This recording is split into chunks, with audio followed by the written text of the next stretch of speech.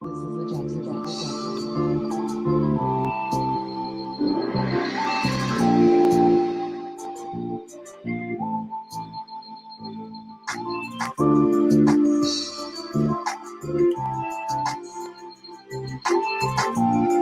Where you at, Carlos?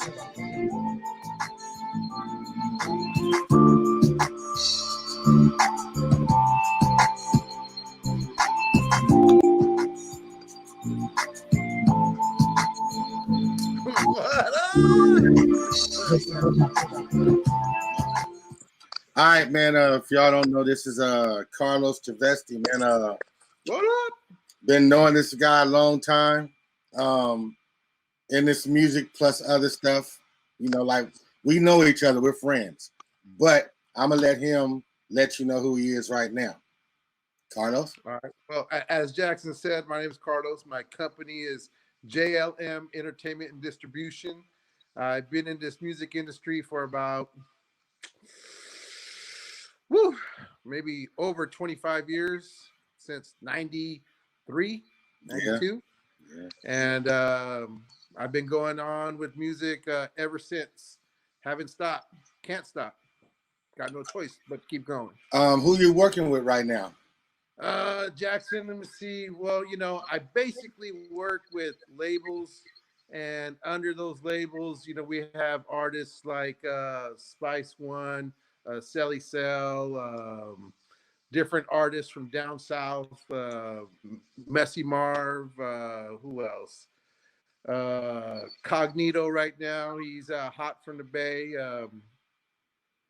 Who else can I think of? Tron Treasy right now. He's one of the hottest producers here in Cali right now. He's got a lot of instrumental products, and he's coming back out to start doing more production. Um, you know, right now, top of my head, I can't really think of any more because every day is a different artist. That's a lot of them, though. You know what I'm saying? A little bit. Could be more, could be bigger, could be better. You know, we do what we can. We try to really promote the artists as much as we can. We are an independent distributor. However, we do have all major platforms. We do every Spotify, iTunes, Pandora, you name it, we do it. You know, we do a little different things than for most. Like we like to offer music videos to our labels. A lot of distributors don't do that. We do. We have a full graphics facility. A lot of distributors don't do that either. They get all my knowledge and experience I bring to the label and to the artist. So it just depends on what part of the music aspect that they want to touch.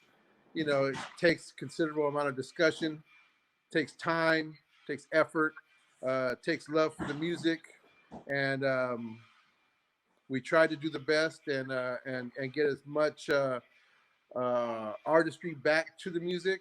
Try to create relevancy for the artists that we deal with. Without relevance, in a pool of 50 million different rappers out there, how are you going to stand out? Exactly. You know? Yeah. That. Well, you know, I guess that's kind of leading on to the next question. Like we've seen all the phases, like up till now, we've seen each phase.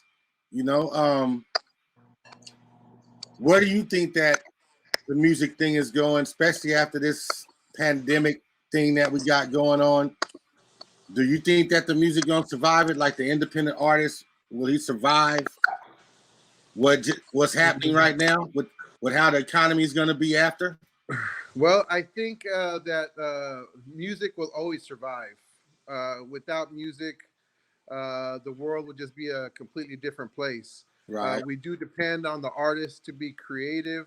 Right now, in this downtime, it's really time to sit down, focus, and think about, okay, well, right now, since I'm not able to be doing the shows that I need to be doing, maybe it's time to get back into doing it for the love of the music and trying to create something that's really going to be beneficial.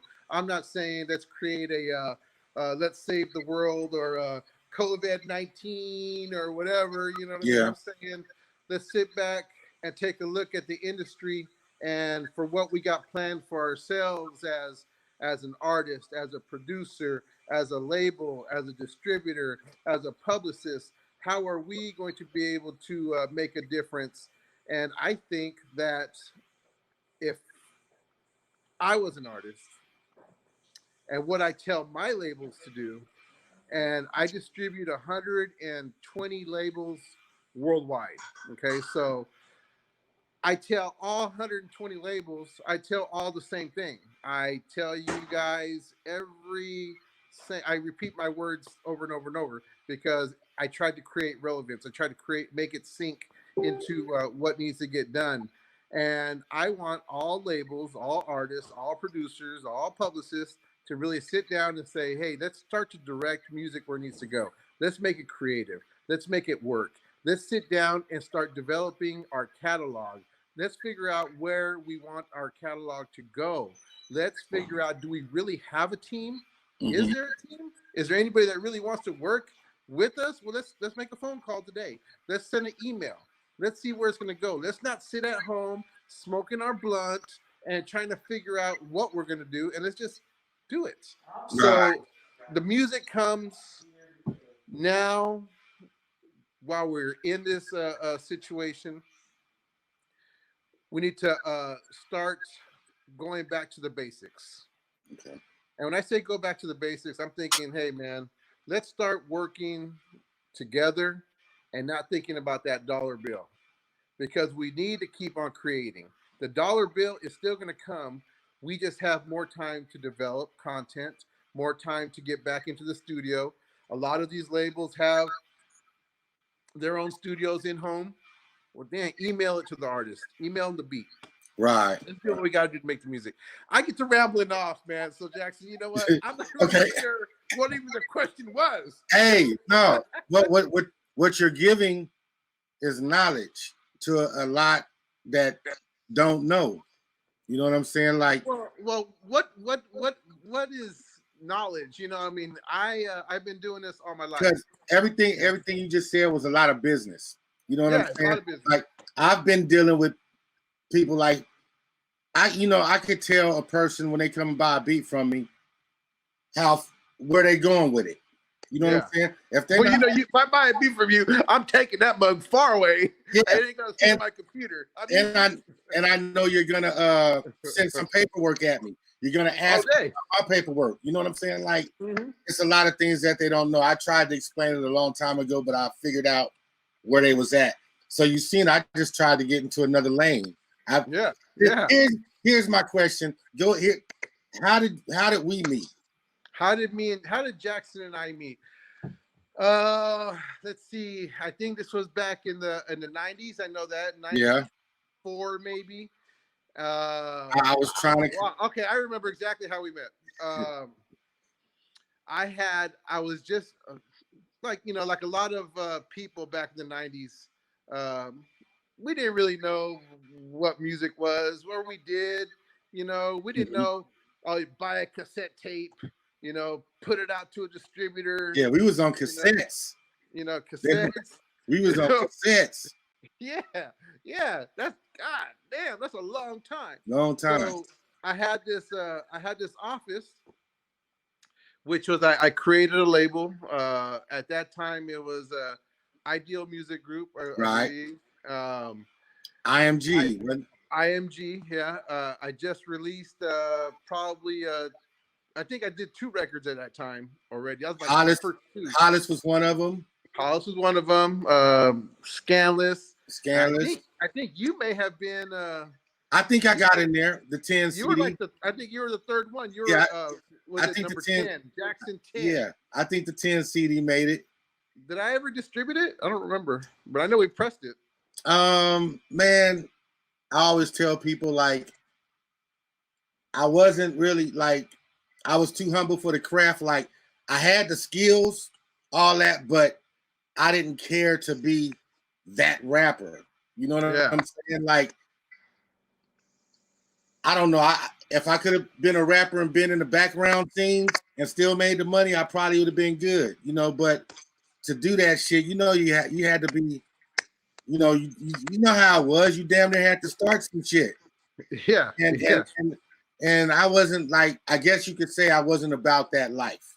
Like I tell everybody, I lived I lived through the crazy 80s and I survived the grimy 90s. oh man, but you and me both. Like, and now we living through this shit, and like we see, I know I see, like I don't never discredit none of the youngsters that's coming up with some of that shit. I just won't listen to it, but I won't talk shit because I remember when the old folks used to talk shit to me when I used to play my shit. Yeah. Like, turn that shit up. That's not turn that shit down. That's not music. Yeah, you know what I'm saying? And I used to look at them like, yeah, it is. So I'm sure they would probably look at us the same way. So I just won't listen. I just can't do that. I can't ever turn anybody down by listening to their craft. I am one of the most honest people out there. I will tell you if I think it's weak or if I think it's tight. Yeah, you are. I'm luckily for me, I keep my ear to the streets. I have a young cast of individuals that keep me directed on what's hot, what's not. I do deal with the first-time artists a little more than not because I think of the future and I think of what we need to do, as far as music. And I always feel that everybody deserves a shot, just kind of like you back in the day. I mean, I hope that a lot of people meet a guy like me who does it for music and not for anything else. I'm probably one of the only few distributors or labels who actually invests with the artist. I offer a music video to an artist. I offer full graphics. I offer all my expertise and knowledge. All that comes for free, but the stuff that I got to pay for, I pay for. I think to me it's kind of unfair for an artist to buy their beats, mix it, master it, get a feature, have it on there, and then they just upload it and the distributor doesn't do anything with it. Me, I say, hey, let's make a music video. Let's do a nice. Well, you remember back in them days? What was his name? I can't even remember his name, but motherfuckers' houses was getting ran up in because of that distribution shit. You know what I'm saying? Like, I cannot remember his name. No, I cannot remember his fucking name. But anyway, that's another story. Yeah, that's part of learning the guerrilla side of it. That was back in the day. That's all was being done was running up in people's houses trying to figure out what's going on in this world. In this digital world, no, you ain't got to. You should know that yourself by sitting in front of a computer and learning. Like, oh man, if we had this back then when the 10 CD was gonna drop, I'd have did some damage. You know what I'm saying? Like, I'd have did damage on the financial part of it. I think I got my respect as far as the musical part of it, but like even then it was a business. Like, if your shit wasn't connected right, like you wasn't gonna make no money. You know what I'm saying? Like, you can make money on shows, but if it was connected right, I would still be getting paid off that 10 CD right now. That's another thing. You still could, and there's still time to do that. Man, I've seen so many people done uploaded that damn 10 CD and uploaded the Villain Mob stuff, and like that was before I started learning about this internet stuff. Now, there is ways to collect money for the artist, even if you're not collecting money on the streams. Those are other things that my company does for you. We go out there and we gather up all the monetization that you may think you forgot about. We actually go and chase it. That's one of the differences. Well, you should chase that shit for me, Carlos. Like, Villain Mob and the 10 CD, and you're gonna get your cut, whatever it come up with. But of course, I'm gonna get my cut. It's out there. Like, look, it was people. Okay, because it was people like one was from Japan, another one was from somewhere, the UK somewhere, that was offering me. I just never, I never accepted it because I couldn't get all the guys to agree on it, or we didn't all come together. But they was offering me 2 G's for the copy. I don't know why, you know. And well, there's a lot of collectors out there.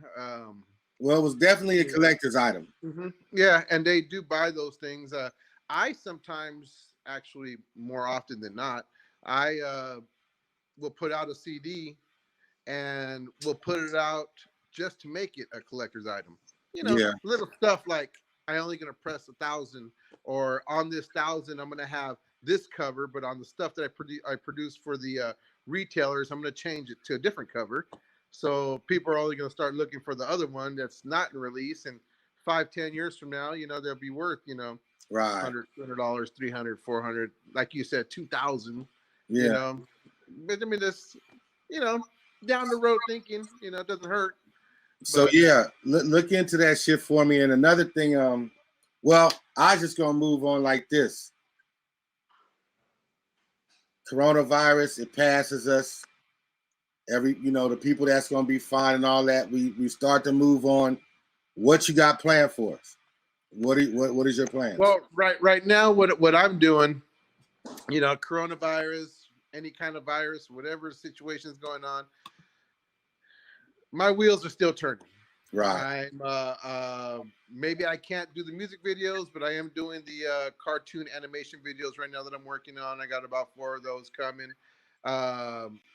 We have amongst the 100 and some odd labels I distribute, 60 some odd labels are all in-home recording studios. So our releases are still going to be released. We do, on average, JLM releases probably about 20 to 25 different releases a month.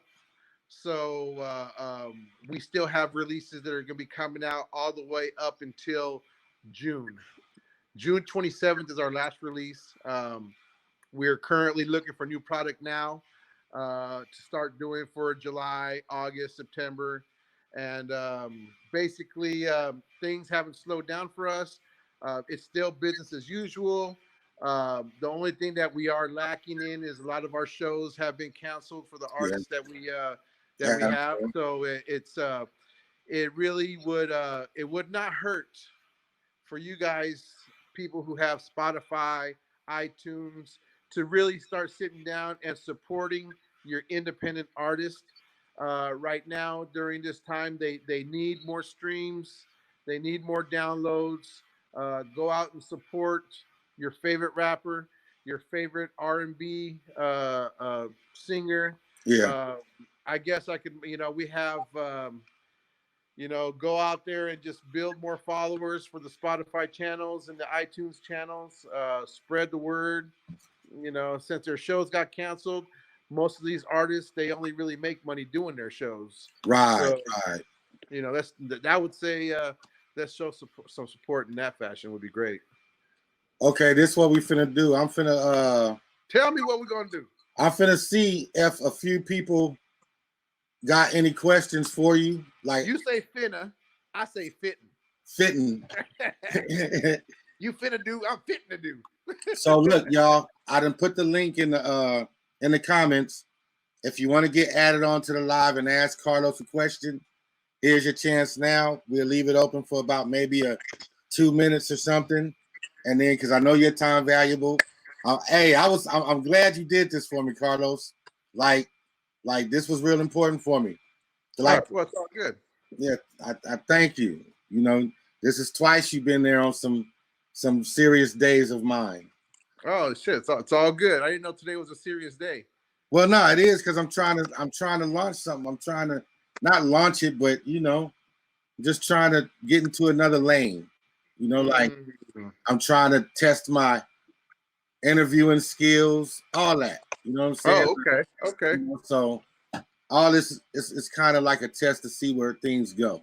Oh, I'm glad to be the test run. That's good. No, you're not. You like I said, you're the third interview. I think I'm getting. Yeah, I think I'm getting better. Oh, okay. Well, no, I don't want to say that because that would be kind of like discrediting everybody else. When I say you kind of like my more established person interview.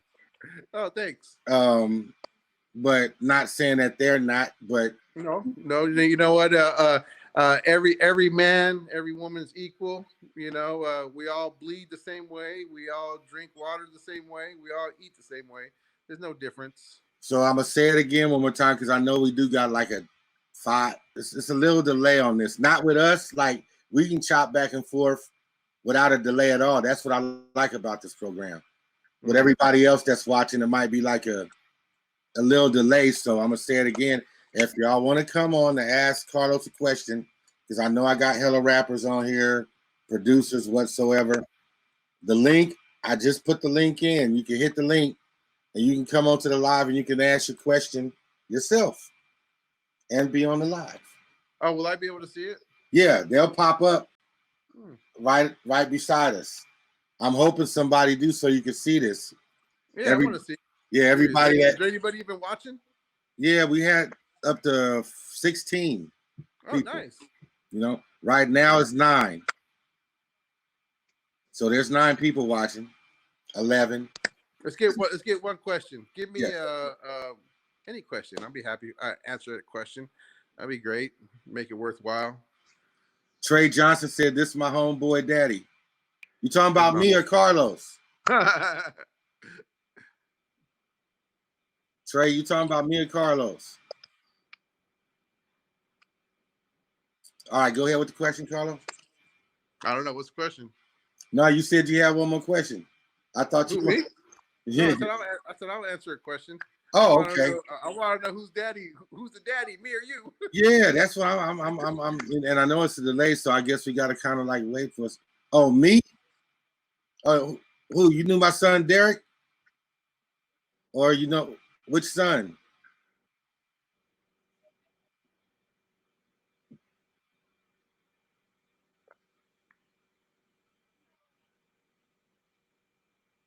I don't know, but anyway, Carlos, man, how's Hugo? Well, you know, he's doing pretty good. You know, he's out there doing his Bay Area thing. You know, he's been living in the Bay for a while. I'm not really sure what he's doing as far as music wise, but I know he's still talks to a lot of the rappers that I know. You know, and so you know he's doing good. You know, yeah. He's alive. You know, that's what's up. That's what's up, Trey. Yeah, I miss him too. So I don't nobody want to look. I put the link up in the comments, y'all. Y'all want to click in? Click in. Matter of fact, somebody just clicked on the motherfucker so we could. I want Carlos to see how this shit works. It's dope. You know what I'm saying? Like, but if you got a question for him, all you rappers and producers and that think y'all doing business right, like I've been up here where I'm at for years, and I watch people and I laugh. You know what I'm saying? Like, let's see. Elias Madrid said, "Can distribution labels steal people's music?" Can distribution labels steal what? Can you see the comments? Can't you see the comments? No. Okay. Elias Madrid said, "Can distribution labels steal people's music?" I guess anybody can steal anybody's music if you want it to get stolen, but you know, there's so many things that can cover your music nowadays by copywriting it, publishing it, just uploading your music and having the date is good. You know what I'm saying? Yeah, like having your paperwork signed off at the very, very beginning from the producer that created the music saying it's a work for hire, down to the rapper who featured on it saying that they let you have the verse for free. All you need is to have your signed documentation and nobody's going to be able to steal your music.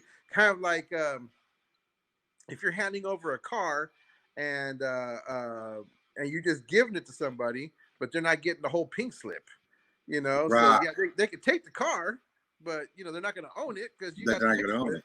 So you got to start from the ground up. I mean, the ground from the bottom up, I would say.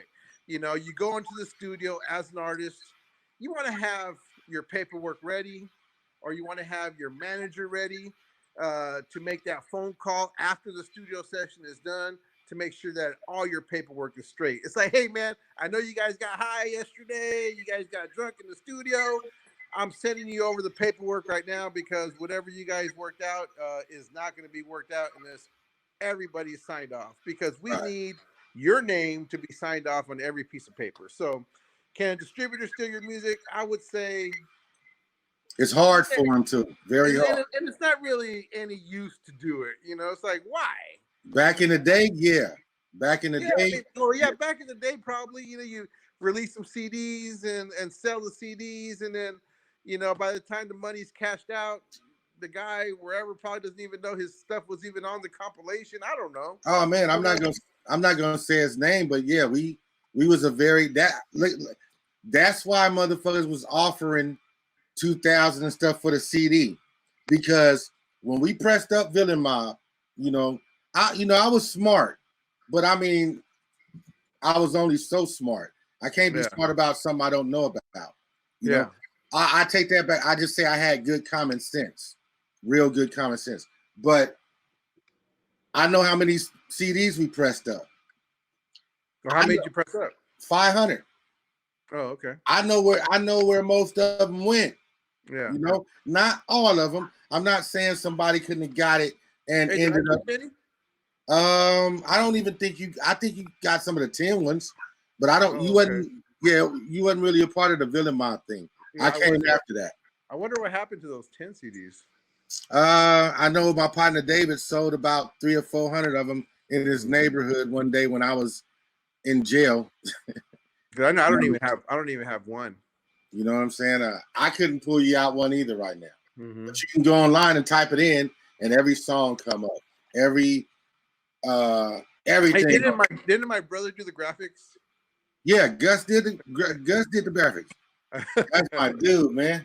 Gus did the graphics. See, that's a trip how it happened. Like, I just walked into your office, and I knew y'all could tell that I was really passionate about what I was trying to do, and the shit just worked. And then y'all sent me over there, like, hey man, go fuck with Gustavo over there at the studio. Like, oh yeah, we had our own studio back then. Yeah, me and Hugo. He's like, go over there to the studio with Hugo. And I'm telling you, me and Hugo used to cook up some shit. And you want to know why I know this? Because one day Hollis came in and was pissed. Not pissed, but like, you did that? I was like, yeah. You know, Hugo, you did that with him? He was like, yeah. And you could tell, like, it wasn't like on some. I mean, it wasn't on no hating shit, but he didn't like it. Yeah. He didn't like it. And ever since then, every time I see Hollis will always tell me, I'm finna hit you up and I'm finna fly you out. Never happened. But if I seen him tomorrow, he'd tell me that same shit. Man, I'm finna hit you up. We need to get in there and do some shit. I'm gonna fly you out. And I'll be like, all right, bet. It'll never happen, you know. But yeah, them was the good old days though. I used to love them days. I look forward to the days that come. Well, yeah, too. Yeah. AC, that's who I want to interview too. But AC so wishy-washy. AC probably ain't gonna want to interview. You know, he gonna want to make sure that's my dude. We didn't spend many nights in that studio. And it'd be funny because I don't care. I just go live or I try to record anytime, not AC. AC gonna be like, wait a minute, man. Let me fix my hair. Let me go throw something on. Like, nah, man, we trying to get the gutter rudder shit. Like, this is the real authentic. This is what people want to see. Not us trying to I forget the word, but like, this is organic. Like, we didn't plan it.